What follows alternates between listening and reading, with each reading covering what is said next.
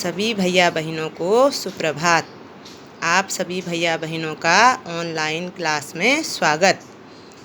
आज हम हिंदी व्याकरण में वर्ण या अक्षर पर विचार करेंगे, लेकिन उससे पहले हमें यह समझना है कि हिंदी भाषा के मुख्य रूप से 3 अंग होते हैं।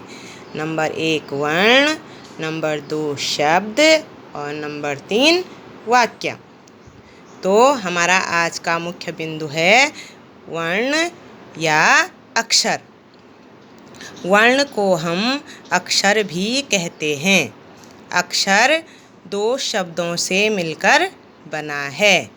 पहला है अ, जिसका अर्थ है नहीं। दूसरा है क्षर, जिसका अर्थ है विनाश, अर्थात न क्षरति इति अक्षरो, अर्थात जिसका विनाश न हो वह अक्षर है। इसकी हम दूसरी परिभाषा ऐसे समझ सकते हैं, वर्ण को हिंदी वर्णमाला में प्रयुक्त होने वाली सबसे छोटी इकाई को वर्ण या अक्षर कहते हैं। जैसे अ, आ, इ, उ, क, म आदि। ये सब अ से ज्यों तक क्या हैं? वर्ण या अक्षर हैं। अब है वर्ण के प्रकार। वर्ण 2 प्रकार के होते हैं। पहला है स्वर और दूसरा है व्यंजन। तो पहला है स्वर। स्वर की परिभाषा क्या है या स्वर किसे कहते हैं?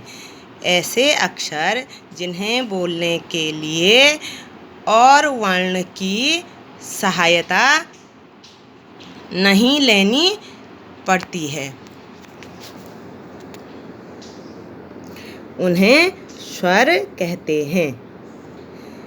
हिंदी वर्णमाला में कुल 11 स्वर हैं। अ, आ, इ, ई, उ, री, ए, आई, ओ, औ। ये अ से औ तक 11 स्वर हैं। अब है स्वर के प्रकार। स्वर मुख्य रूप से 3 प्रकार के होते हैं। पहला है ह्रस्व स्वर, जिसमें आते हैं अ, इ, उ, री।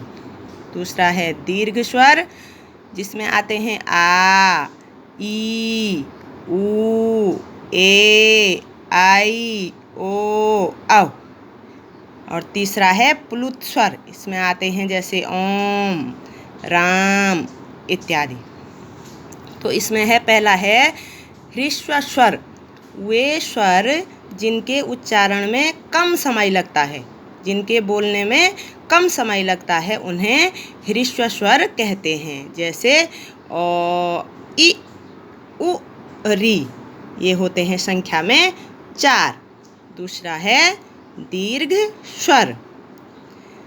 तो दीर्घ स्वर वे स्वर होते हैं जिनके उच्चारण में ह्रस्व स्वरों की तुलना में दुगना समय लगता है, उन्हें दीर्घ स्वर कहते हैं। ये हैं आ, ई, उ, ए, आई, ओ, औ। ये कितने होते हैं संख्या में? 7। और तीसरा है प्लुत स्वर। इन स्वरों के उच्चारण में ह्रस्व स्वरों की तुलना में तिगुना समय लगता है, सबसे ज़्यादा समय लगता है इनको बोलने में। इन्हें प्लुत स्वर कहते हैं, लेकिन इनका प्रयोग हिंदी भाषा में बहुत कम होता है। ये हैं जैसे ओम और राम इत्यादि। अब इनमें 2 अक्षर ये हैं अंग और अह। इनको कहते हैं अयोग वाह। अंग को बोलते हैं अनुस्वार और अह को बोलते हैं विसर्ग।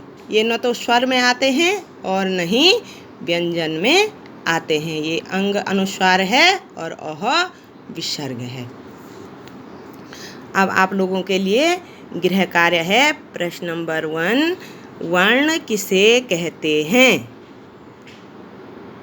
प्रश्न नंबर 2, वर्ण के कितने प्रकार हैं। प्रश्न नंबर 3, स्वर किसे कहते हैं। प्रश्न नंबर 4, ह्रस्व स्वर किसे कहते हैं। और प्रश्न नंबर 5 है, दीर्घ स्वर किसे कहते हैं।